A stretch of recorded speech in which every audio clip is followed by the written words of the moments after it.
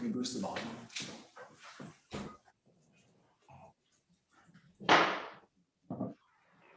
All right, welcome everyone to our Board at Home Pinot Noir virtual event. We are absolutely thrilled to have you and to be partnering with Board at Home, who has selected some amazing cheeses for us, and this is really going to be an awesome time. I'm super excited about this.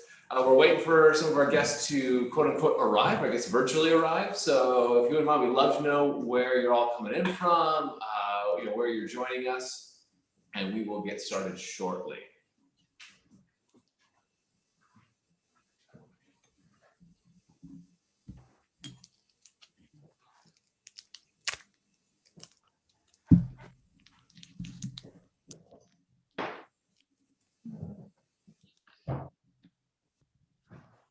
Oh, got something from Raleigh, North Carolina. Awesome. Michigan, fabulous. Wow. Representing the United States. Long Island. Oh man, you guys have got some amazing, amazing red blends out there as well. Now, Finger Lakes in New York is amazing for Riesling as well. Lando, Texas. Also some good Tempranillo country out in Texas. Oakland, local. Love it from the Bay. Nice. Springs, Orange County. One of my good friends is from there. Fabulous. Oh man, the numbers just keep going. 19 new messages. Milwaukee, yeah. All right. Greensboro. Oh, Lake Tahoe. Nice. Lincoln, Nebraska. That's a good last. That's a good last name. That's my last name. Awesome. Oh, someone looks like we're having a little bit. Someone can't hear. Hopefully, we can go ahead and take care of that. All right. Working on that right now. Wonderful. Let's see. Milwaukee, California, Iowa, all across the country. That is great. Very excited.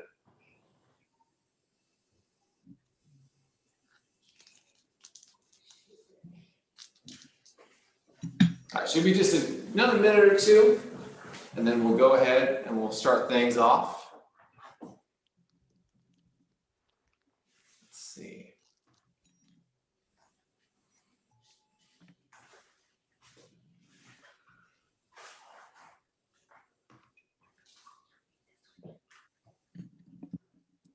Wisconsin, Huntington Beach. Hi, Chrissy, Holly, Brittle, and Rhonda. That's great. Oh yeah, is anyone else having problems hearing? Just want to make sure before we go ahead and get this started.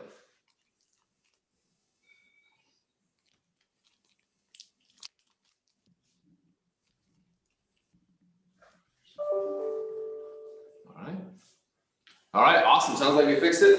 Well, to repeat myself, welcome. Thank you for joining us. I'm super thrilled to be a part of this. My name is Andrew Lincoln. I'm a wine education lead here at Artesa Vineyards and Winery. And I'm also really excited because this is a great learning experience. Back when I was younger, I used to be really into rock guitar playing, and a lot of the publications and legends would always say, one of the best things you can do is to play with somebody who's better than you. And I feel like for myself, the same thing applies to wine. To actually drink and taste wine with someone who is more knowledgeable and has more experience than you. And so it's really an honor and a pleasure to be co-hosting this tasting with Diogo-Draper, our incredible winemaker, and then Ray Rumiano of Board at Home, who both these people, every time I talk to them, I learn something new. And so we're going to have a lot of fun. So first off, let's go ahead and let's talk a little bit about some of my lovely co-hosts, starting off with our incredible winemaker, Anna. Just so we get to, so we all get to kind of know each other a little bit better, Makes everything just a little bit more meaningful. All right. So, 1 second, technical difficulty.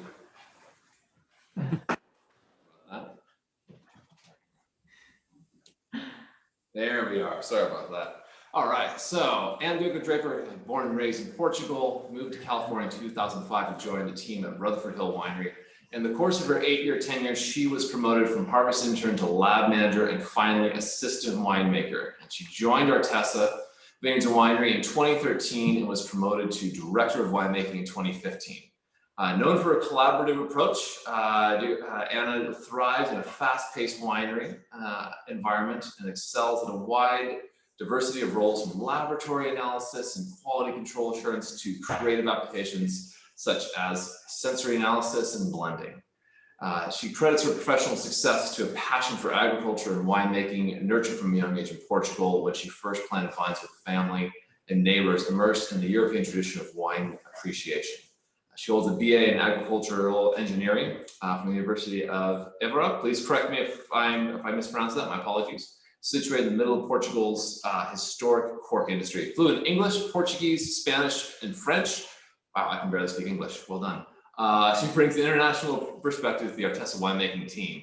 And now for our cheese guru, Ray Rumiano. Let's talk a little bit about my friend Ray. That's a great picture, I love that. Awesome. So, Ray Rumiano is a founding partner at Board at Home. You can guys check them out at boardathome.org, an online marketplace for curated collections of cheese board kits made with the best small batch handcrafted cheeses and artisanal products from California. And Board at Home was created to support the cheesemakers and artisans whose business has been significantly impacted by the COVID-19 pandemic. And 5% of net sales are shared with the LEE initiative to help feed furloughed and laid off restaurant workers and their families. Wow, well done, well done. That's absolutely fantastic. Raymond is a fourth generation co-owner of Rumiano Cheese Company. Go and check them out at rumianocheese.com. California's oldest family-owned cheese company. Growing up, Raymond spent summers working in his family's century-old aging cellar, where he was introduced to the practice of affinage. Please correct me if I'm pronouncing that wrong. Over time, Raymond has developed a passion for cheese making. He is actively involved in the artisanal cheese community and currently serves as vice president of the California Artisan Cheese Guild. He lives in Chico, California with his wife and 3 dogs. I would love to know their names. Where they enjoy outdoors, rock climbing, and relaxing with family. That sounds fantastic. All right. Now we can let the fun begin. Oh, I can see beautiful faces. Welcome, you guys. Thank you. Hey, yeah, thanks for having me. Hey, it's really an honor and a privilege. It was really fun too because, well, I'd say sometimes I kind of have to like pinch myself to actually get paid to sit and learn and drink amazing wine and eat amazing cheese. But it was really fun because we actually selected these cheeses. Ray, you sent us a super generous bunch of your cheeses that we kind of selected from that we thought paired best with these wines, and it was somewhat unanimous coming with these three cheeses. It was pretty interesting. Yeah, it really was. We went through about 14 different cheeses and we narrowed it down, and everyone was pretty convinced these are the ones. So it's nice when that kind of serendipitously happens, you know. So yeah. Absolutely. Anna, how's your day been? Good. Busy. I've been working from home a few days this week, so I was making sure my teeth and my mouth didn't look like I'd been tasting red wine all day, because I have. So it's been good. It's been good. I'm excited. I didn't get a chance to taste the cheeses and do the selection. So I'm learning, discovering it with everyone else on today, and so I'm really excited about it. Fun.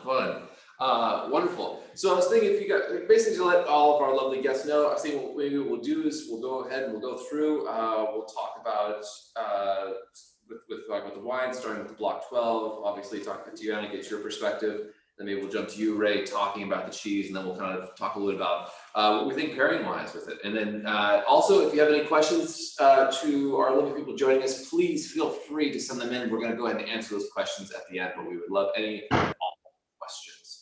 So first off, Block 12. I mean, on all of these, the only thing I think is really fun about this too is I think it really shows off what the estate can produce. For sure. Just 3 very distinct wines, beautifully crafted, obviously. With their own very unique personality. So, Anna, would you mind leading us off talking about one of my personal favorites, the Block 12? For sure. It's my new baby. It's my new favorite. This is the newest Pinot that we have on our selection of estate Pinot. So In 2013, so we've been farming our property, our estate vineyard, which so about 150 acres planted on the property here in Carneros, in the Napa Valley side of Carneros. So the vineyard was originally planted in 91, and in 13 we started redeveloping the vineyard. And this was the first block of the redevelopment. And block 12 is basically, it's a 10-acre block with 7 different plots with about 1.3 acres each. And it's what we call an experimental block. So there's a lot of variability in soil, and our goal was to find new clones we hadn't really worked with before, try different rootstocks. So we have 3 blocks of Tempranillo, 4 blocks of Pinot Noir, 1 block of Tempranillo, and 2 blocks of Chardonnay, and they're all very, very small. And the first harvest that we picked the Pinot, I was super impressed. But then the second harvest, which was the 17, I believe, I was just completely taken by the quality of the wine. I think it's very Burgundian. There's a Wadenswil clone that we've never planted on the property. It's a Swiss heritage clone. And then there's some Martini and some Dijon on those blocks too. And it's really one of the sums is better than the parts, because all the parts taste great. They're picked separately, each block, they're fermented separately. We've done a lot of trials with an 18. Most of them, I think, are all cluster, about 30 to 40% are cluster. And then it's a combination of fermentation in pungents and small concrete tanks. So there's nothing fermented in stainless steel. And it's a very elegant. And when I taste all the components, they all taste great. But when I blend them all together, it's just like that. I like to call it alchemy. Something kind of comes alive, and I don't know why. It just wakes up the palate. It's, to me, like I said, very Burgundian. It's very elegant. It doesn't have the weight that you'll find in the other two. Obviously, the Dijon, there's a lot of darker fruit, and then the selection 91, which is the 18 was 100% Martini, which they have different components. In this case, we have 4 different distinct clones blended, but it's so elegant. It's a very flat soil. It's on. So when you enter the property, if you've ever been to Artesa, it's the new block on the left as you pass the gate by the old house. So it's completely flat versus, the other 2 where we're going to try. There's some from the highest elevation, but this is a very calcareous soil.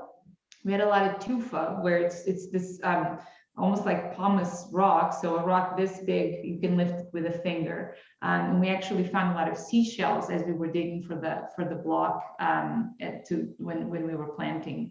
And again, I think it's very classic Carneros. There's a lot of some strawberry notes, bright cherry, but the acidity is the part that's more impressive. It's very well balanced. It's very elegant, refined Pinot Noir, and it's my new favorite. I'm just captured by this wine. I absolutely love it. Yeah.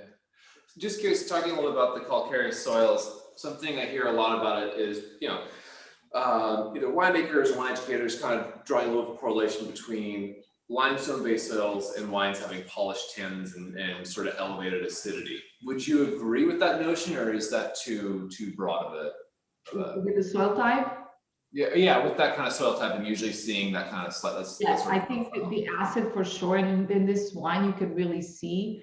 18 was probably, I call it one of my favorite vintages. I call it a winemaker's vintage. It was the whole growing season was it wasn't mild, but we had temperatures in the 90s, which is the winemaker's dream, which means you don't have peaks. It's never too cool or never too hot. And so you can really decide. A lot of times, you have a heat wave, oh my God, we have to pick, or you have rain, oh gosh, we have to go and pick tomorrow. And the fruit's not exactly where you want it to be, but you have to make those, those kind of timeline decisions in order to preserve the integrity of the fruit. In 18, that didn't happen. It was we had temperatures of 90 to 91 from August through October. It was just spectacular, and with low yields. So there was concentration, there was elegance. But 18 is probably one of the vintages, even though I could have picked later, I decided to pick a little earlier. so, just to really enhance that acidity. But I agree, Andrew, absolutely. I think in this type of soil, you do find that bright acidity. It's really upfront. But I think with the selection of clones and then what we do with winemaking, with all cluster fermentation, we're also able to get a little bit of that structure, but still very elegant. It's the elegance of this wine that really strikes me. And vintage after vintage, I'm always really taken by that. Yeah, interesting. One thing I think was very intriguing as well is that, I feel like in Cornish you hear, obviously there's a fair amount of Dijon clones, you hear about what Martini, which for those who maybe aren't familiar, Martini selection, the very first official plantings of Pinot Noir in Cornish were back in 1946 at Louis Martini's Stanley Ranch vineyard. So it's kind of a heritage clone. He actually got cuttings from England up to the estate in Rutherford, and then planted out at Stanley Ranch, which he had about 200 acres at the time. But Vaudensville is something you really don't, I feel like you maybe don't really see a lot of in Carneros. We're actually going to plant more. I changed one of the other clone. I was so taken by it. I switched back. I thought, well, we have too much Dijon. And I'm actually putting Vaudensville in another part of we already have it and planted and producing on another block.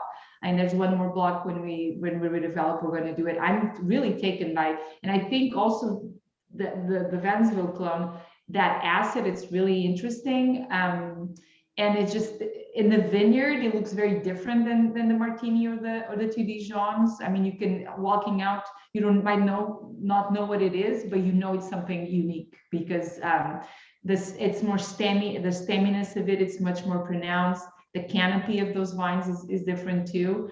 Martini is my absolute favorite of our property. I think it's the clone that it just sings its praise, and wherever we plant it on the property, it just shows beautifully.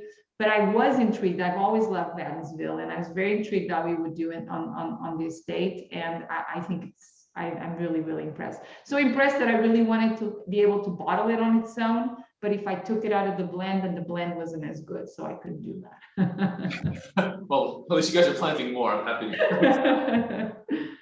Just curious with talk about the stem structure, because sometimes I feel like we look like the kind of overall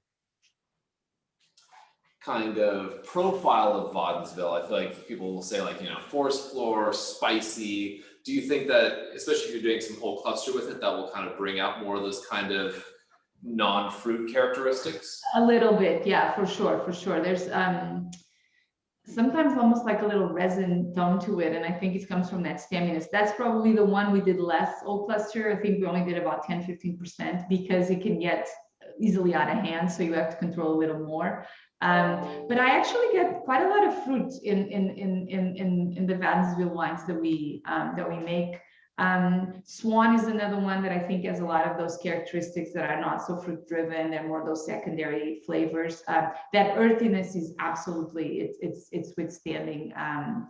And the acid, I think there's this beautiful, I'm all about it. As you know, for me, wines, reds, wine, acid has to be in the forefront. And Vaudensville, it's this natural acidity that I think it's breathtaking. It's really beautiful in the finished wine. It really is. Yeah, it's absolutely striking, obviously. All right, so should we talk about cheese? Ray, you graced us with a little bit of dry jack from Rumiano Cheese Company. Please tell us about this cheese, and yeah, love to learn more. I'd love to. So as the bio mentioned about myself, Rumiano Cheese, this is my family's cheese company. I'm 102 years old now. For those of you that reside in California, you may be familiar, fingers crossed, but I do like to promote this classic Californian cheese. This is an iconic Californian cheese called Dry Jack. So it's essentially a dried version of this Monterey Jack that was established early in the 1900s. It became very, very popular in the 1900s as a substitute for, say, like Parmesan, Reggiano, the products, the hard grating cheeses that families, specifically Italian families, did not have the luxury of, being able to afford in the early 1900s. So this kind of took place of that. And there was probably about 15 facilities making this specific type of cheese, Dry Jack, in California. Now there's two. There's my family's cheese company and one called Vella Cheese in Sonoma. It makes a spectacular Dry Jack as well. So we're the two families, fourth generation families, mind you, they're still making this cheese. So I'm really honored to share it with everyone here and to talk a little bit about it with you all. And I'm so pleased that it went well with this wine. I'm very excited. It was pretty unanimous, yeah. Yeah, no, it's super great. And my bio did mention, started at 15 years old. I was working in the dry jack cellar. I was turning wheels of this, coating these wheels. So really pleased to be here. So I do want to note before we dig into, let me touch on this tasting notes quickly, and then we'll let everyone, I know not everyone has the cheese. So I do want to note this brown rind that we all probably have noticed, right? We noticed this really unique brown rind, which is a fairly uncommon type of rind for cheeses. We would call that maybe a smear or just a coating. And we, just like we noticed in the chat, the description showed that we take a cocoa powder and black pepper mixture during the aging process, and we coat these wheels in that mixture, and it really helps retain some moisture during its 6 to 9 month aging process, but also helps prevent any unwanted mold growths because our hand dug cellar is a century old. It's 100 years old. My great grandparents dug that by hand 100 years ago now, and I've been told by a certain cheese professor that there could be mutant molds that are very unique to our cheese aging cellar in that location. So I thought that was pretty neat. But nonetheless, you don't want a moldy piece of cheese going out to your No, but it's cool. It's just like when we do, so for instance, this wine was done as a native fermentation, and those are the natural yeasts we have in the cellar. So it's kind of the same principle, right? It's you were speaking earlier about the wine and the making process, and it resonates so deeply with like a cheese making process, right? So there's a lot of that interaction and overlap that really strikes me. So it's really cool. So I should note, this is a cow's milk. It is we get all of our milk. Rumino cheese gets our milk from the northern Californian states. So we're talking Humboldt County, Arcata, Crescent City, all the way up to Crescent City, which is if you imagine the Oregon-California border where it meets the ocean, that's where Crescent City is. So really spectacular milk shed. And that's what brings this really beautiful yellow hue to this cheese. It's the grass that the cows eat year round. So 365 days a year, they have access to pasture, and they're actually able to roam the pastures and eat and graze as they please. And sometimes, it's raining, they decide, I'm going to skip a day out on the pasture, I'm going to stay in bed today. So they stay in the barn. But it's a picturesque location. There's never snow, it never freezes. Hopefully it never freezes. It's kind of a one-off if it does, but it's very similar to your wine, right? The grapes. It's up there. It's a fairly constant temperature, so it's very nice. But so it's a really spectacular piece of cheese. It's got some really interesting nuttiness. You might notice some bone broth notes towards the end, maybe some meatiness, what we might call. And it is a very salt-forward piece of cheese. So I think some of the acidities in this wine can really counteract that and balance that really nicely. It's savory to me. It's savory and sharp, but mellow enough that it really stands the lighter versus the other two Pinots were a little stronger. I think you guys nailed this one. That's really good pairing. Thank you. So just curious, how far down with your cellars will it usually go? Because I've heard that you hear about some cellars, like let's say maybe in Burgundy or some parts of, or like maybe it's like Ribera del Duero or something like that, where you go a certain 20 feet underground and you have a very constant temperature. Do you find there's kind of like a sweet spot with the cellar for cheese where it's kind of the right amount of right temperature, right humidity, or? Yeah, definitely. Ours is, I want to say about 25 feet deep maximum. And it does okay. Traditionally, it was used in place of a refrigeration unit, right? There was not refrigeration in the early days. They actually made cheese in the upstairs area and put it all downstairs to keep it aging, because it was keeping a fairly constant temperature. Nowadays, we have modern refrigeration units down there, but for the most part, all the aging racks are the same. The humidity level stays fairly similar. It actually depends on what the water table of the local land is acting. So if it's a drought year, it'll be a little drier down there because there is very little moisture in the ground which surrounds the cellar walls. So that's something we have to manage. And when it's a wet year, it's a little moisture in there. You have to be more mindful of how the microbes in the area can grow. And so that's it's kind of the essence of affinage, right? The art and science of aging cheese. Huh. Very cool. Just curious, so process-wise, what makes this, and I apologize, maybe you've already touched on it, but what makes this a dry jack? Yeah, great. So for one, it was traditionally an inspired by Monterey Jack, a classic Californian recipe. You could argue that it was actually a Mexican recipe because the theory of Monterey Jack was that it was a monk had handed a man named David Jacks a recipe for cheese, and that was the Monterey Jack recipe.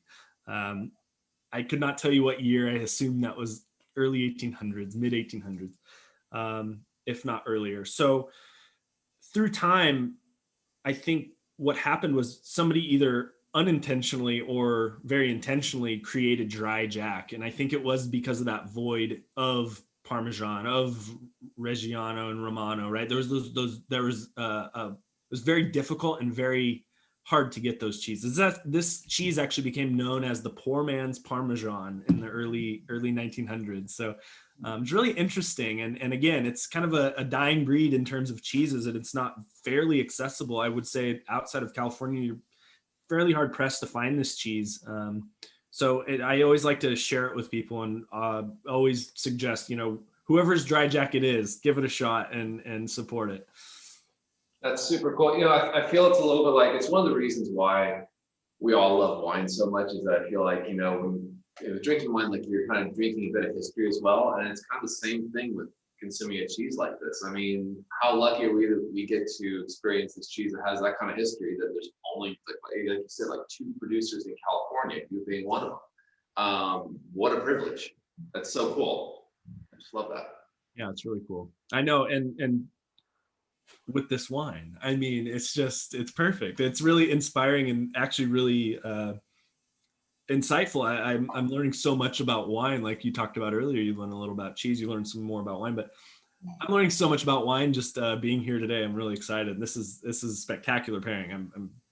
This is my first time actually trying these wines as well. So Anna, you haven't tried the cheese? Perfect.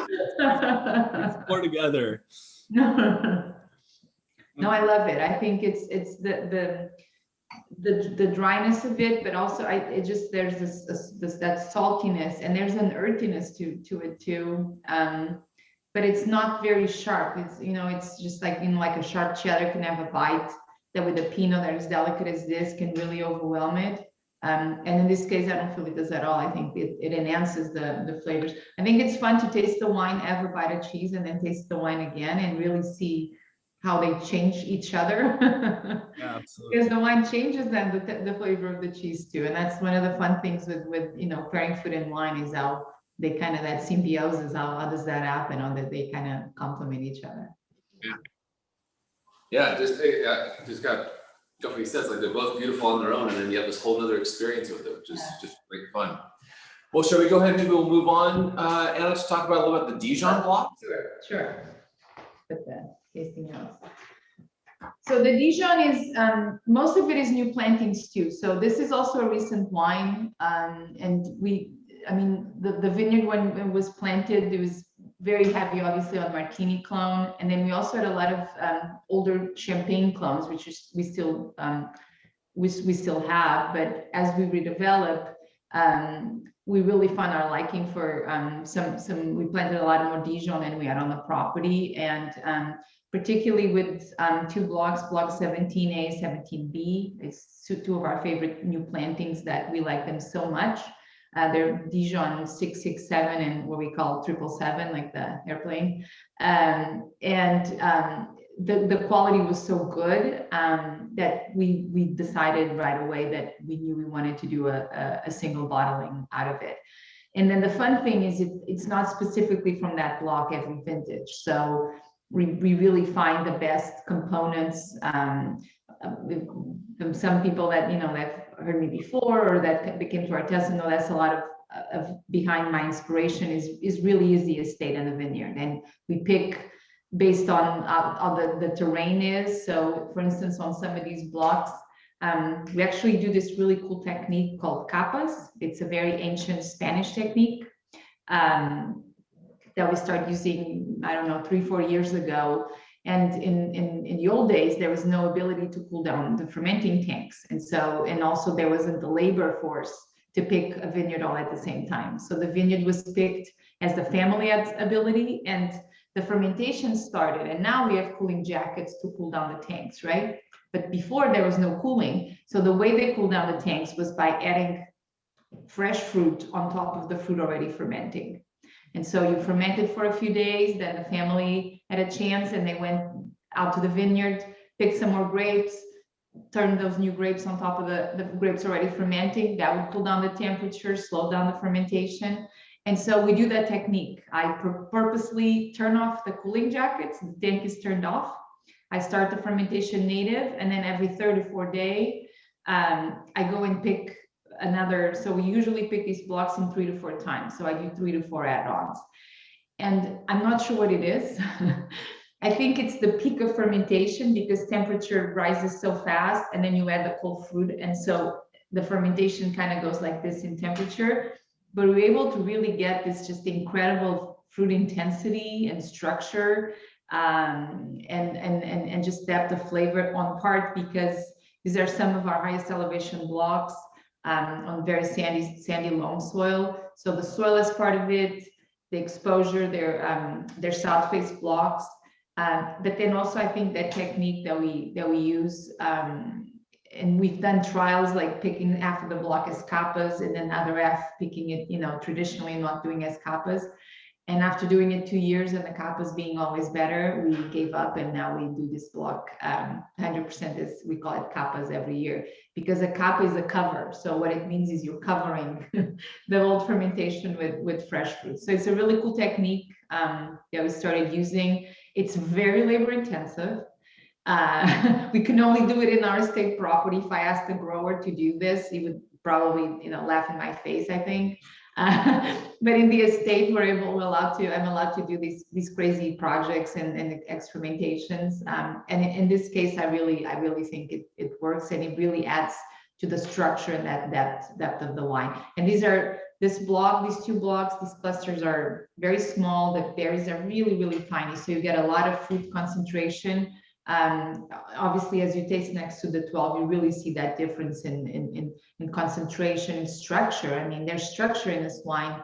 And it's not enhanced artificially. It's just the natural structure that you find in Dijon clone, and particularly in these 2 blocks. Yeah, it's interesting because I feel like, and please correct me if I'm wrong, but from my understanding, sometimes Dijon clones can accumulate sugar fairly quickly, especially if you have a little bit of a warmer growing area, for example. And I've personally had some wines, some pinots that were Dijon clones that were, the alcohol shot up and it was like, this is way over the top. This is really so elegant, and really, as I said, this is a cliche term now, but really well balanced. Do you find that with Dijon clones, it's maybe a little bit more, you have to, watch out for them accumulating the sugar too quickly, or is that true, or what do you think about that? For sure. This is probably one of the first blocks we pick out of the estate. So we start picking really early, which is great, because I have time to actually do insanities like those, like pick, a block in 4 times and things like that. If I'm in the height of harvest, picking, half a vineyard all at once, I don't have as much time to dedicate to a project like this, but it comes in. Probably we're still picking Chardonnay at some points when these 2 blocks come in, which tend to be late August, early September, so really early September. But yes, you really have to watch out, and during fermentation too, you have to be very careful. We do punch downs, we ferment some in pungent sometimes too, but you really have to be careful not to over extract, and to contain, I'm not sure if that's the right expression, contain those tannins, because you really feel the weight of the mid palate in this wine. I mean, it's big for a Pinot Noir. But I always say, if it's light, it's because he wants to express itself light. If it's heavier, it's because he wants to express itself heavier. And I think that's definitely my approach to these wines. It's really to showcase what is the estate vineyard giving us. And I tried as a winemaker to be hands off, and not be too interventive. But with Dijon, it's more like let's watch out and not over extract, not push too much the fermentation. We tend to press earlier. And then for instance, with oak, in the first wine, I use much more lighter oak, much less new oak, lighter toasts. Here, I don't go for heavy toast, but I'm able to use barrels that are a little heftier, a little more robust, because there's structure in the wine that can hold on to that. And my goal with oak for every wine we make at Artesa is that it's there to enhance the fruit, never to overpower the fruit. That's always my number one motto with oak and any wine, red or white. And just with the compass technique, I take it that's a way of maybe kind of keeping the extraction from going over the top, but just kind of helping to kind of slow things down a little bit and kind of pull it back a little bit. Yeah, but at the same time, because you have those peaks of temperature. So even though the tank's turned off, we have this online system to control temperature. So even though the tank's off, I can see all the temp. We have these graphs that are produced, and you see these peaks. But we have to kind of predict when the pick happen. I can't say, oh my God, it's peaking, let's pick tomorrow. No, I already have to have picked that morning to add it that afternoon when that's happening. So you kind of have to be a little bit of a magician and kind of, throw the darts, kind of a witchcraft kind of thing, and like, okay, what's going to happen? And a lot of times it's the opposite. I plan to pick that day and it doesn't, that peak, that extraction I want to see doesn't happen. And I call the vineyard, the vineyard team and say, hey, we need to delay pick for a day because it's not where it's going to be. Like I said, we only do these crazy things for, these very high-end wines that we really put, a lot of love and attention. But on one end, like you said, it controls those tannins, but it also enhances that fruit and enhances that mid palate. Fascinating. Thank you. Ray, do you want to take it away? We are, I believe this is the step ladder, if I'm not mistaken. Right, the Ragged Point. One of my favorites, I have to say. Right. No, you're good. By the way, I'm just, again, first time experiencing this wine, giving it a little smell. It being kind of a not so experienced in wines, it's amazing the differences in these, and all from the same estate. Yeah. It's really kind of blowing my mind. I'm very excited about it, and it resonates with me because cheeses are very similar, right? You can make from the same batch of cows that made a certain milk from 1 month to another, and that cheese will turn out differently because an assortment of different sorts of elements. So it's really interesting. So enough about me. Let's talk about the cheese. So we've got this really spectacular, awesome little bloomy rind in front of us. So this is one of my favorite cheeses. This is Stepladder Creamery. They're in Cambria, California. I think Big Sur, central coast of California. Picturesque farm, and it is run by the Rudolphs, Jack and Michelle. And Jack's grandfather actually started Stepladder Farm in, I believe it was the 50s, and started a tropical fruit farm. So it was dedicated to tropical fruits. Well, Jack decided to leave the tech industry of San Francisco, and he moved back to grandpa's farm to run it, and they got some goats. They decided, all right, we're going to start making some goat's milk, and started making goat's milk cheese. And they're like, all right, well, we're in this. Let's start making cheese as a profession. So they started also making cheese.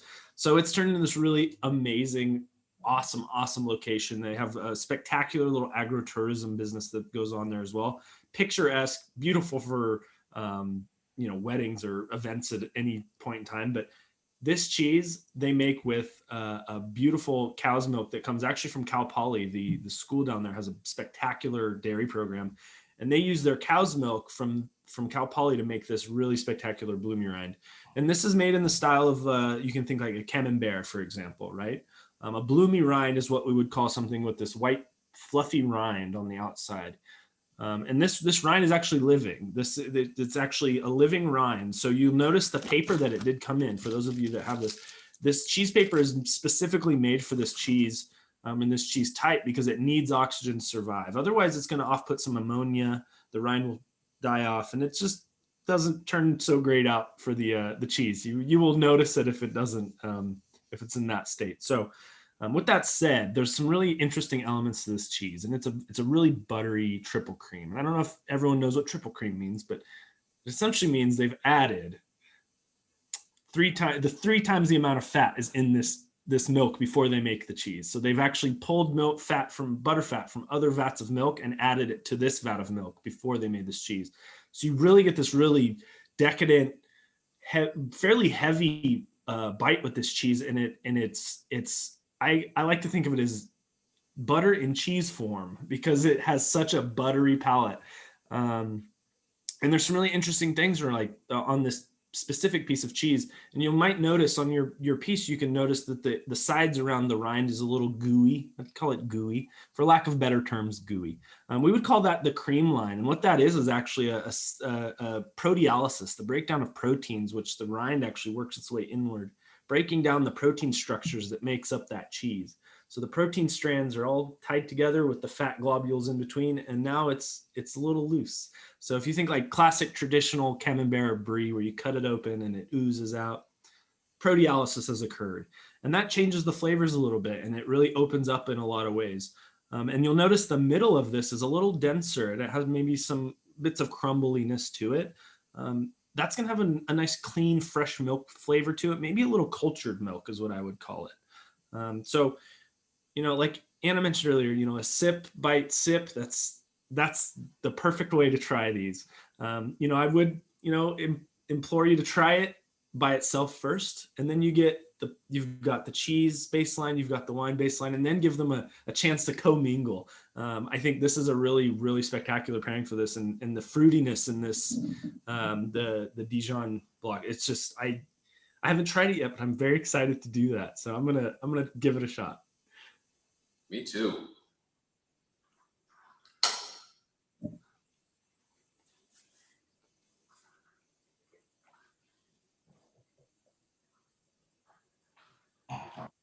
I love this cheese, and I actually vacation every year in Big Sur. So next year, this summer, I'll be sure to go see it. It's absolutely amazing.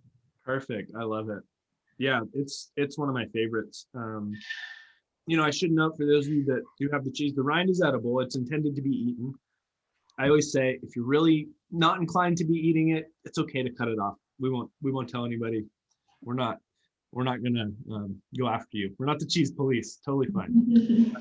But you'll notice a lot of fungal notes to that, and I do get a little pistachio kind of essence from that rind in a lot of ways. Especially when it's room temperature and that rind has time to warm. You really get this really interesting pistachio nuttiness from that rind, and it kind of commingles with that buttery, salty butteriness that just comes from that triple cream essence. So really spectacular, and I think the fruitiness of this wine just knocks it out of the park. It really just brings it all together. It's a beautiful, I agree, and it actually, I think it softens the wine, that creaminess from the cheese. When you taste it first, just the wine, you have this emptiness in mid palate, and now going back and forth, it just kind of there's a softness that comes through.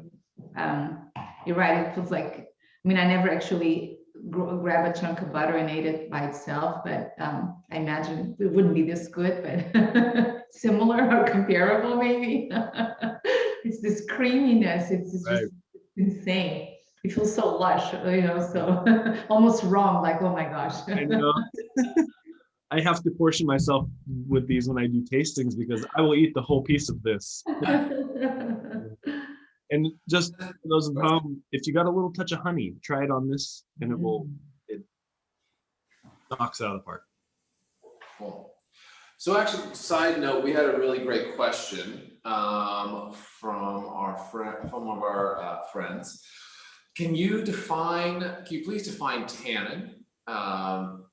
From Louis, can you please define tannin? What does it mean in terms of taste, and where does it come from? Anna, would you mind answering our good friend? Sure. So tannin comes from both the skin, so in red wine, which is what we're having, right? You see tannin not in whites, but in red wines. It comes from the seed of the grape and from the skin of the grape. So during growing season, my main job, part of it is being at the winery, but I'd say 70–80% of my time is actually being in the vineyards and walking these vineyard blocks and tasting these grapes. And it's a messy job. So you basically take out the grapes, you chew it in your mouth, and you do different things. You spit it into your hand because you need to see how the seeds are developing. So these seeds, when the grapes are just starting to, the skin is already purple on the red grape, but you really need, the pulp's always white. The pulp never gets dark, but the seeds start by being green. And if you pick grapes when those seeds are still really green, what means is you're going to get bitter tannins. So those tannins are not, in winemaker lingo, they're not resolved, as we like to say.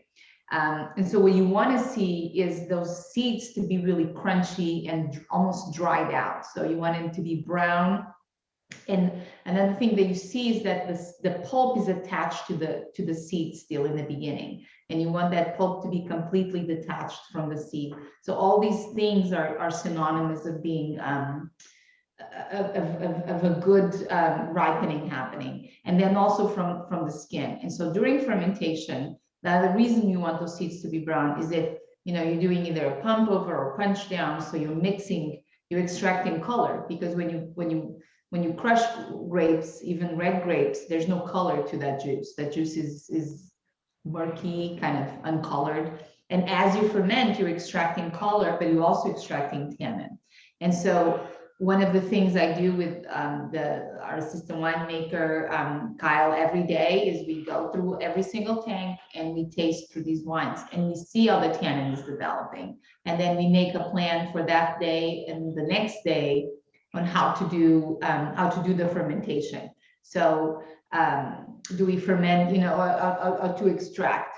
Okay, oh my God, the tannins are getting overpowered. Let's push back and not extract as much, or it needs a little more structure. So the tannin adds a green tannin. I always compare it to a green banana. So when you eat an underripe banana, you really get kind of that astringency in your tongue. So tannins give you that sense of astringency to the wine. Some varietals have more tannin than others. Pinot is one of the lower tannins versus the Cabernet, which is a very high tannin wine. Or for our wine club members who, I know Tempranillo is I think Tempranillo can be a really tannic wine, and it's one of the varietals we make at Artesa that we really need to put tannin in check the most, is Tempranillo. What does it mean? I'm not sure how to answer that question. Yeah, I think, well, you summed it up beautifully. Thank you very much. And just curious, do you think there's a big difference between, say, grape tannin versus oak tannin? Is that something that Yes, can really... and then obviously, yes. I very good point, Andrew. Obviously, the oak then adds some tannin content to the wine, but I think it's mostly in the grape. I mean, you can if you have tannins that are not well resolved, that are not round, as we like to say, that are very sharp and angular, the oak is not going to. It might disguise it, but it's still going to be in the wine. And like I said, I think the oak should never be used like as a safe line, like, oh my God, these tannins are not the way we want it to be. Let's throw some oak. You can do some what we call fining, and then in the winery later on, you see how this wine, usually we let it hang in the oak for a while, for about 6 months, and then we address it. And if we still feel that those tannins are angular, not well resolved, then we might do some fining in the cellar to tone them down. But I really feel that most of it is done with tannin profile of wines is done during fermentation, and you really have to watch out. And in my opinion, it's how I feel. If I can resolve it during fermentation, it's very hard to then be able. You really have to overfine wines to then make it work, and it's something that we try to stay away from. Interesting. Cool. And just curious, so question for you, Ray, as a lot of times with, in the wine industry, we'll talk about clones or maybe certain toast levels or certain soils and all these, this multitude like kind of factors and potential variability, if you will. With cheese production, are there certain breeds of sheep or goats or cows that will give a certain characteristic, maybe different types of grasses grow different soils? What are some of the what's your opinion on that, if you don't mind me asking? Yeah, that's it's very similar actually. I mean, obviously, grapes are not ruminating animals, but we we've got very similar concept there. So as a very easy to use example that we have here in front of us, we all looked at our dry jack, and for those of you that didn't have the cheese, you can even on the camera you can notice this yellow hue to this cheese, right? And then we look at the Stepladder Creamery's color. My light's a little bright, sorry everyone, but it's a fairly white cheese, right? We notice it's a very pale white cheese. Back to your question, that's all due to the feed and the breed of the cow, right? So the feed of the cow will actually come through and color the milk, specifically Jersey cows. So the breed, say a Jersey cow, which would be you'd think brown, they're kind of tan colored, they have a black, kind of gray black muzzle and black feet. Those cows have this very interesting kind of property to them. Where their system will actually carry the vitamin A and beta carotene from grass, and it flows into their butterfat. And when they milk, it stays with their butterfat. So then when you make the cheese, it has this beautiful yellow hue to it, right? And this is only from fresh green grass. If these cows were to eat dry, like pre-harvested grass or legumes, when we say grass, it's really a mixture of species of types of grass-like pasture plants. But so in that scenario, yeah, it's very similar, right? It is a very specific breed, very specific food. And then this white, very pure looking white cheese, this is typically a sign that the cows were most likely Holstein, which is the classic black and white. And granted, there's about 400 different varieties or breeds of cows. So I know those two off the top of my head, and there's brown as well, but we won't get too far into the weeds. And I'd assume at some level, each one of those has different properties. But the Holstein, for example, eating dry straw from the year before, it's going to have a paler complexion to that milk. And Holsteins in general don't share that property where they're going to bring that yellow hue to it. So long story short, yeah, there are some similarities in the feed, the way that the animals are handled, even animal handling with the way that they get to free range pasture, or are they in a feedlot. There's a lot of different elements. Even the weather outside, if it's too hot, they don't produce as much milk, less protein and butterfat in their milk content. So there's a lot of elements like that similar to wine. And you're really trying to, it sounds like you're really trying to cradle those grapes just to make sure that they're doing just fine, but you can only do so much, right? There's only so much you can control. So a lot of that sounds like during the cheese manufacturing process, where you get your perfectly pristine milk and you're doing something and you see, why is my pH going up this high? What did I do wrong? And now you have to react and figure out, how do we change this? How do we save the batch, right? So that really resonated. The same, exactly the same. Been there, done there. How many times? Let me tell you.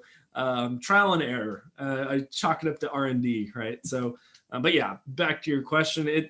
There's a lot of similarities in that, and there's elements that drastically shift and change the way cheeses are made and the results that you get. Interesting. Do you find usually that, let's say cows, for example, cows grown on kind of green pastures or only green pastures can produce better quality milk than say something that a cow that's raised in more of a feedlot scenario? Of course I'm biased, because all of our dairies are, of course, they are pasture raised and they have full access to pasture, 365 days a year.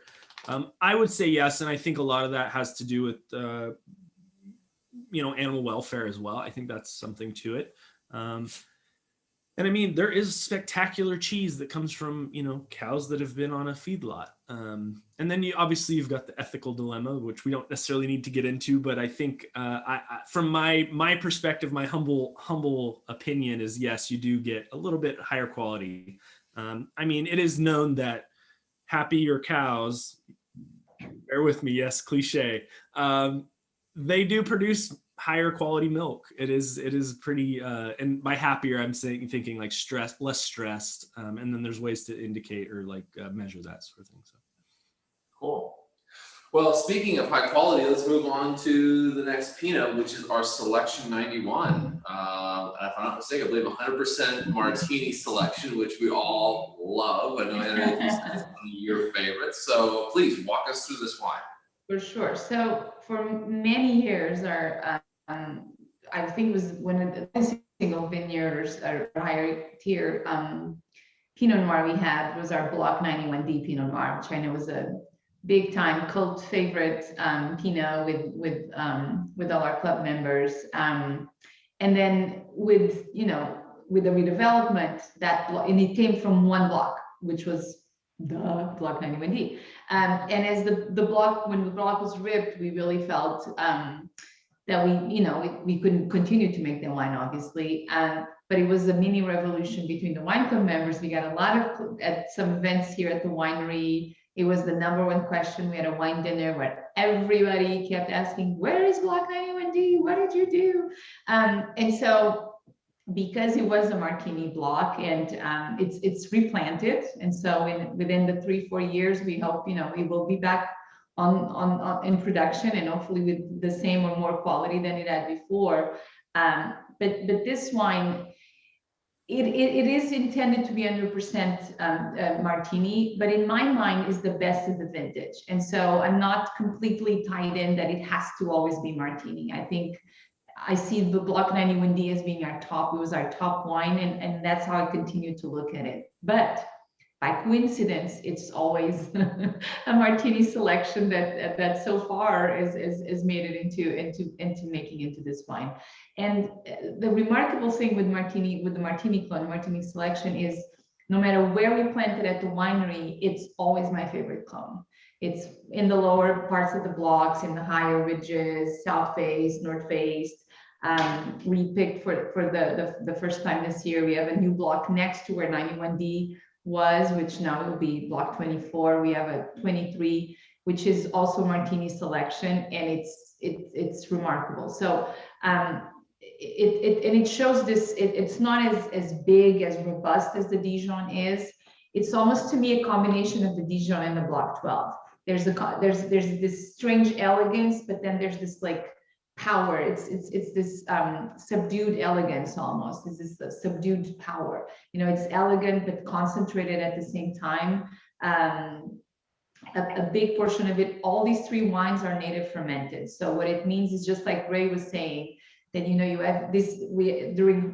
In the springtime we start having these natural yeasts that start populating the winery, and we've tested it a few years ago, and at the time that we sent to analyze, they didn't think it was any commercial yeast, or they didn't have in their records at ETS Labs the yeast we had here.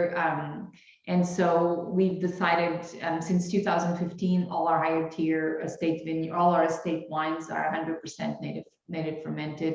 And I really feel that it's changed the wines. And in my opinion, that change has been to really truly reflect what the terroir of the vineyard is about. And I think that's what we're trying to portray with these wines. And to me, what is Martini? Martini is that concentration, that dichotomy of elegance and concentration, and very classic Carneros Pinot, that's got that rose petal, macerated strawberry, bright cherry, but not in your face, still being very truthful to what I think a Pinot Noir needs to be, which is restrained, elegant. I always say it's Pinot. It's not a wannabe cab. If you want a Cabernet, you should be drinking a Cabernet. But if you want a Pinot Noir, you should be having that elegance. But what I think we get where Artesa, where our Estate Vineyard is this absolutely incredible concentration of flavor that it really is, like I said, again, repeating myself, that dichotomy of concentration and elegance. And I really feel in this wine, it really demonstrates that to perfection. You find that Martini on the estate behaves a little bit differently in terms of how I say it. Do you find that Martini selection on the Artesa estate is a little bit different from other parts of Carneros, or is it more, or would you say something like that? I'd say on where we are, not just at Artesa, but all these vineyards that are we're in the back part of Carneros. So we're here, we have Hudson, We have Larry Hyde Vineyards, obviously one of the most celebrated vineyards in Los Carneros, and we all share this to share to like all this back of Carneros. The soil is very different versus the heavier clay that we have closer to the bay. I do think it does, because it's also, and the concentration comes from the size of our berries. I mean, you know, our yields are low than the average Carneros yields, and that adds for that concentration of flavor. And then, you know, it does start in the vineyard, and that elegance is there. We try to not overcrop, not overwater, and then, like I say, pick earlier. Every year I dial back a little bit to pick earlier, because with Pinot Noir, I have, my motto is, if it's tasting good in the vineyard, you're picking too late. It's almost got to be like, it's almost ready. That means it's all, it peaks in the tank. It's almost like you don't, if it tastes too good in the vineyard, you're probably passing that prime. You really, and Pinot Noir, a lot of winemakers that make Pinot Noir will tell you it is the most unforgiving grape. It is the hardest wine to make. You know, with Bordeaux, with Cab, Merlots, you can kind of finicky and you know, and kind of work your place around it. You cannot hide anything in Pinot Noir. You get what you planted, and you get what you're fermenting, and it's very unforgiving in that way. And the approach that we have here at Artesa is we really want to be, you know, hands off and portray what we have. And luckily, what we have is this absolutely incredible estate that I do think produces and it showcases in a different way. It's fun. I'm reminded a little bit too of one of the quotes from the great winemaker Andrei Chelichev, who once said that God made Cabernet Sauvignon, whereas the devil made Pinot Noir. So true. It's so true. I never heard that. That is so true. I love it. That's brilliant. That is so true. It's perfect. And there's a reason they call him Maestro, right? All right. Oh, first off, before we jump into this next cheese, I just want to say, Ray, I tried a little bit of honey on the step ladder. Wow. I feel a bit, maybe like up there watches everybody feeds Phil, and he gets like really excited about a food or something like that. He's kind of doing like the arm thing where he's like so good. That was awesome. Thank you. Yeah, it really cleans it up. You get a really like clean milk, kind of fresh, clean milk flavor. Typically it leans into that cultured milk sort of, you can almost think like yogurt sort of area, I guess, in terms of flavor profile. But yeah, that honey just cleans it right up really nicely. So. Oh, actually, quick question. Sorry. We have a lovely question from our friend John. Are your Pinots replacing other wines or adding to your already extensive list? Will you continue with San Giacomo Pinot? The San Giacomo Pinot we changed vineyards with the San Giacomo. So the San Giacomo one we got was a vineyard that was starting to get issues with a little bit of virus, and then decided they wanted to replant it. And then a few years ago, I think 2017 was our first vintage, we started working with a vineyard and making a Pinot Noir, Roberts Road Vineyard Pinot Noir with the Petaluma Agape VA, which is farmed by the San Giacomo. And at the time, we weren't sure, you know, we were maintaining both, but obviously we just call it Roberts Road. We didn't want to call it, you know, San Giacomo Vineyards, not to confuse everyone. But moving forward, this is going to be Roberts Road Vineyard, San Giacomo Vineyard. But the wine we used to make as our San Giacomo Pinot Noir, the 2019 vintage is going to be the last vintage of that wine. But these are additions we have done to the Pinot Noirs that we already had. Like I said, as we redevelop the vineyard, it's just so much fun to come into production with these incredible new blocks and really see the potential that they have, and hopefully we can do more. We are planning a new Chardonnay too, and an oak Chardonnay coming out hopefully in 2020 if we feel like the quality is there. So we're really, as we develop the vineyard, we planted more Albarino on the property. So we have a Estate Cabernet coming out, or that we're going to blend and bottle in 2019. So there's a lot of different curious things, a lot of fun things that we're making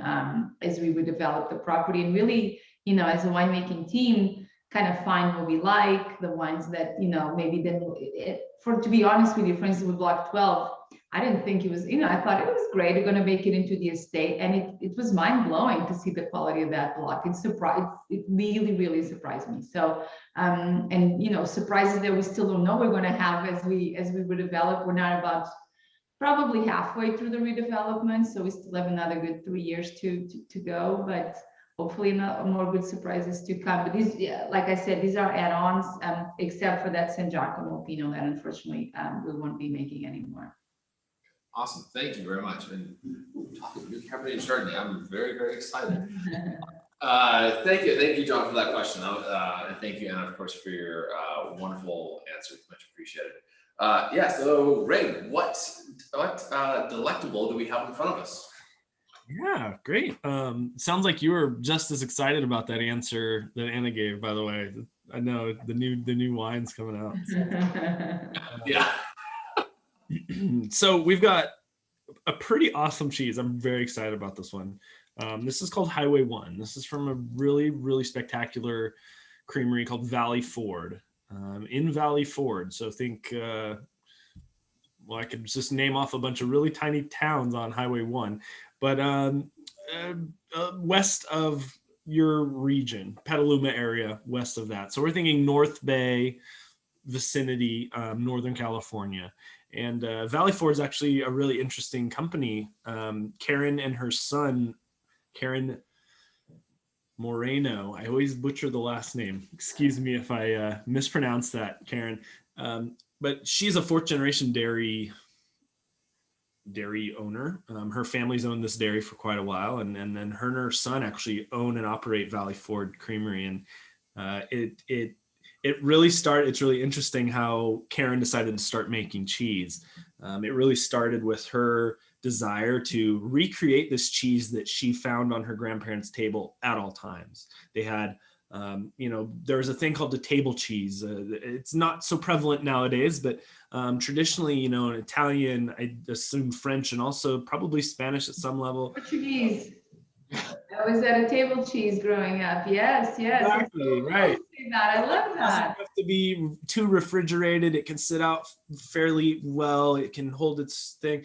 And then after you eat, you maybe drink a little wine, you eat a little cheese after the dinner as like a social sort of communal digestif almost, if you will. Maybe, I don't know if that's the proper one for that, but so she remembered this really specific cheese that her grandparents had all the time on the table, and she couldn't recall what it was. So she literally went back to school. She wanted to know how to make cheese. So she learned how to make cheese, seeking out how to very much make the specific cheese. And she eventually found it. It is not Highway 1, but it's a cheese that they make called Estero Gold. But that was really the introduction of like her jumping headfirst into the cheese world. She was fairly familiar, but really spectacular company, very small scale. And they have, I think, close to 100 Jersey cows. Like I mentioned, the yellow hue comes from Jersey cows. You notice a yellow hue in this cheese. And they are pasture raised as well, and all of their lands organic certified. Picturesque location. Think the rolling hills of Tamaulipas area.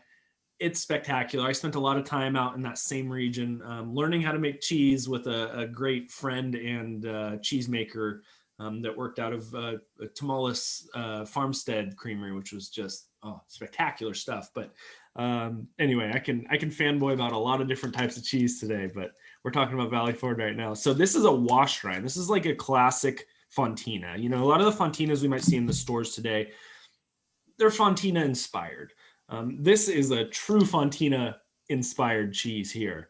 And it's got a washed rind. So I don't know if many of you know what a washed rind really consists of. So you might smell it before you taste it, right? You get that sense right when you open it. You smell it, and there's a lot of smells that come from this. And you might notice this really beautiful pink hue of this rind. It's an orangey pink hue. And what causes that is actually a bacteria that is intentionally added to the brine as you wash this cheese. As it ages, you create a salt water, add some cultures, which are essentially a bacteria, yeast, or mold, or mixture of those, and you coat this wheel in this brine every 2 days or so until it's creating this tacky stinky, I'll put it frankly, stinky rind on it. And the orange on this is a mixture of natural, likely seafaring yeasts that come from the local ocean, right close to the dairy and the creamery. And also the Brevibacterium lenens is a very common culture that you'd add to a wash like this. And Brevibacterium lenens is also what gives it that smell that, again, I'll speak frankly, might remind you of a little bit of feet, right? Like you get a little of that essence of foot, right? And maybe not the most appetizing sounding, but trust me, it tastes not a lot like it, or it tastes better than it smells. So it's a fascinating thing. Cheese rinds are always very fascinating to me. The natural rinds, the washed rinds, the bloomy rinds, there's so many different types of rinds, and every artisanal maker finds a different way to really make it their own, and it develops differently for every maker. So I'm a big fan of this cheese. I think it's got a really fairly high butterfat content to it. It's going to have a little punch to it. It's got a slight bit of acidity. Nothing like the two cheeses we've had before, not very acidic, but this one has a nice balanced acidity to it. Really great salt level, but also you'll notice if you eat the rind, which it is edible, and it does bring a little pungency to it. But it's going to have some really interesting fruity notes to it. It brings like this really interesting element of like fruit, which is a fairly kind of common flavor profile in these washed rinds. So I implore you to get kind of creative with this one. Try it with the rind, try it without the rind, and just let yourself really slow down when you're trying this. And much like the wine, right? Let yourself slow down. Just intentionally try it out and give it a whirl, and let your palate really explore. Yeah, the wine's very earthy. Absolutely. I love this cheese. So I live in Sonoma County, and we have this wonderful supermarket chain there called Oliver's Markets. And I buy this cheese all the time. It's one of my very favorites. I love. But I have to say, to add to your story, our table cheese in Portugal, where I grew up, was super stinky. And my mom never had my dad store it in the kitchen because it was very similar to this. So he had to store it on this like outside area, and that outside area stank. But it was very peppery, which I get a little bit here. There's this little bit of spiciness, almost this little peppery tone. I absolutely love. Now I want to go there. Yeah, that's so cool. Yeah, I love it. And I think it's a excellent pairing. Very good. On point. Really good. Yeah, very cool. Yeah, I'm so glad it really works well. And when you were talking earlier, I do have to remind myself that the native yeast that you were talking about, this is a raw milk cheese. So raw milk cheeses, I do want to note this, because raw milk cheeses are fairly unique in that they have not been pasteurized. And what the pasteurization process does is it is, if you guys don't know, it essentially you heat the milk to kill off any bacteria that you do not want in the milk, right? And it's a safety precaution. And most cheeses you will get are pasteurized. Now, this cheese being a raw cheese, that means the natural bacteria is in the air, during the milking, all of that is still in that cheese. And there are safety precautions. The federal regulation says you have to age it 60 days before you can actually sell it. And the theory is that all the bad bacteria have been outcompeted from the good bacteria that you're introducing to this cheese. And that's fairly common.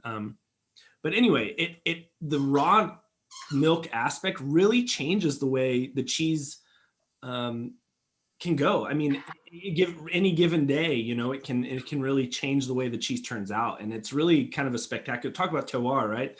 The taste of place. It is the essence of that. And it, if I may, I have a little anecdote. There's a cheese company that I'm a big fan of, that was making this very specific cheese called Red Hawk. It's Cowgirl Creamery, fairly large.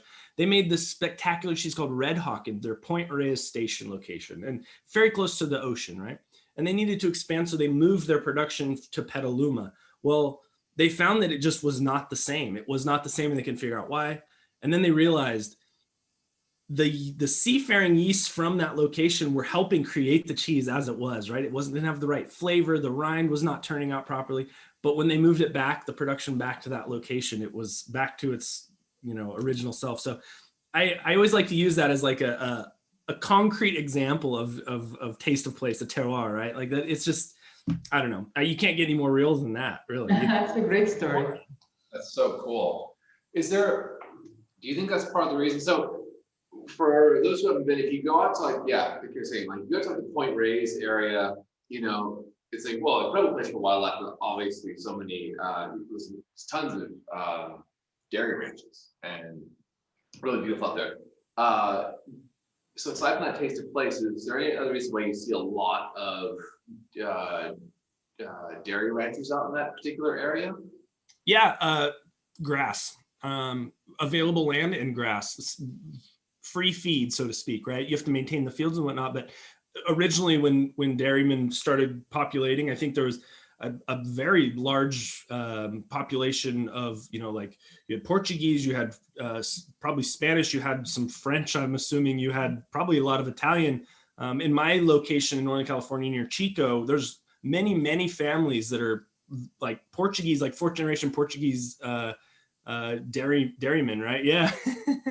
So it's really cool, but I think they knew they came for one. I think maybe it reminded people of where they came from. I don't know. I haven't been to Portugal, but I'd assume, the Alps and because, sorry to interrupt, most of the immigrants from Portugal here are from the Azores. And the Azores is one of the top for cows and also for cheese making. They're very well known. There's this we talked about it recently the cheese they made. So I think when they immigrated, they were either fishermen or they had dairy and became cheese makers. And that's it. And they found that location. They're like, this is the spot. This is perfect, right? So it's a really picturesque location, and a lot of the dairies out there just, it's so spectacular. I see so many that they've learned and decided, and it's been tradition to just like be part of the land and not use the land. It's really a symbiotic relationship with the land, and that's just really inspiring to me. So very cool. Yeah, awesome. So just want to say everyone out there, if you ever get a chance to come out this way, grab one of the, grab some amazing cheeses from the area, grab some great wines. Go out and experience an area like Point Reyes, because I agree, it is truly magical. I do wildlife photography on the side as a hobby, and man, it is just, you go out there, it's just spectacular. There's so much wildlife. There's also, you go past these dairies and ranches that were, their ranches were started back in the 1800s and stuff like that, and it's a really cool area, really cool. So actually, before we jump, now I guess, unfortunately, our time has come to an we could talk on and on and on. This is just so fascinating, but I guess everyone has lives, so actually, I guess we should go ahead and we'll wrap it up. But one thing I want to put out there, first off, we're gonna answer some Q&A questions. Also, just want to let everyone know that we're doing a little promo code PINOT, P-I-N-O-T, and you get comp shipping on 3 bottles or more of any PINOT you like from Artesa Vineyards and Winery. So I implore you to go take advantage of that. That's a pretty good screaming deal. Like I said, promo code is PINOT, and any 3 bottles of any Pinot that you would like, and you'll get comp shipping. So, do we have any questions that we need to answer? I'm gonna go to my good friend Brady over here. It looks like we did do some kind of fun polling though. Awesome. All right. So, what is everyone's favorite cheese tonight? We have stepladder triple cream brie. A couple answers in so far. Okay, we only have a couple answers in so far, so this could keep changing. Hey, who knows? This could be like the 2020 election and take a couple of days to call. Who knows? But we have. Don't feel obliged to vote for Rumiano, by the way. What's that? Don't feel obliged to vote for the dry jack just because. It's pretty awesome though. We have stepladder creamery, triple crown coming in at 47. We have the Rumiano coming in at I believe a hot 40. Everyone's favorite Pinot Noir. It's pretty much split. Like it's the block 12 is leading. The block 12 is leading by 5 points. But much like Pennsylvania, it is too close to call right now. And then we have everyone's favorite pairing tonight. We have so far. I'm not really a tech person, so it's fun seeing these polls. This is really cool. Dijon Blocks and Triple Creme pulling out ahead at 43% with overall 9 votes in, followed by the Block 12 and Dry Jack, and then we have the Selection and Valley Ford. All right. Cool. Well, keep putting your votes in. We'll get back to you in a week with the answers. No, I'm just joking. Yeah. But I just want to say this was an absolute joy and a pleasure. Thank you to everyone who joined us tonight. This was really fun. Loved your questions. Loved your participation. Thank you so much to Anna and Ray. I know you guys have a really busy schedule, and we really appreciate you carving out some time to spend with us. And I know it was an absolute joy for myself. I'm sure it was that, and even much more so to all of our guests. And So thank you to you, Andrew. You were wonderful. Thank you so much for hosting and then guiding the conversation and the tasting. It was great. And pleasure. such a pleasure, Ray. I look forward. I hope we can do more of these events. Just as you learn, we've talked before, I'm a big cheese geek, and you have so much knowledge on cheese. I'm like so at awe today. I learned so much. I absolutely loved it. Thank you. Thank you to both. Oh, I would love to. It sounds like some of the people with us would like us to do some more too. So yeah, absolutely. I see Sarah's question about a cheese deal for. I'd assume you have the email addresses. Do we have email addresses of those that joined us tonight? Yes, I believe we do. I will absolutely send out a promo code for Board at Home kits. So stay tuned for that email, everyone. Would love to thank you for that question. That's a great thought. But yeah, I would love to do more events like this. I think in the back of our heads, we're thinking about how we're going to do it. So stay tuned for the next really awesome cheese and wine pairing, I'm assuming, right? Awesome. Yeah, sounds great. Oh, we have one more question before we go. Why do some pineapples seem light? What? Wait. Pinots. It was an autocorrect. Yeah. Autocorrect. Pinots. Yeah, I was wrong. The pinots seem light and watery, but these are more full bodied. Let me see. Is it in the Q&A? Yeah, it was. Why are some I see that. light and watery and these are more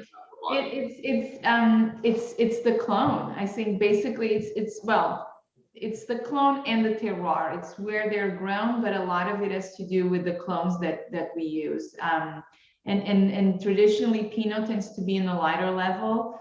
Like I said, with the estate here, we're able to get a lot of concentration, a little more full body. But you also have to be careful. There's a lot of Pinots out there being sold as, Pinot Noirs, but some growers sometimes, there's some Pinots that have had a big following in the last maybe, 5-10 years, that they're not 100% Pinot, and our Pinot Noirs are 100% Pinot Noir. And like I said, Pinot Noir is sometimes lighter and sometimes heavier. Part of it is cloning, the clones, part of it is winemaking, or what we do during the fermentation product. And part of it is terroir, where they're grown and how they take on their place where the vineyards are planted. So there's a little bit of variation due to that, but that's the beauty of wine, how varied they are within here. And where they're grown, I think, like if you see Burgundy Pinots, those are so much lighter. I think in California, we have much more sunlight here and much more heat than they have. And the vintage, obviously, the vintage is a huge, this case, I think it's really great tasting because you have 3 wines from the exact same vintage, from the exact same location. And so it's a really interesting thing to see. And in this case, it's a little bit of sight because we have so many almost microclimates within our vineyard, but it's definitely a big part of it is the clonal selection. Wow. Awesome. Thank you for that. Thank you for that answer. And thank you for that question. All right. So I'll leave you with this personal message. Drink great wine, eat great cheese, be safe, live well. We love you. Thank you so much. Good night, everyone. Bye. Thank you, guys. Thank you so much.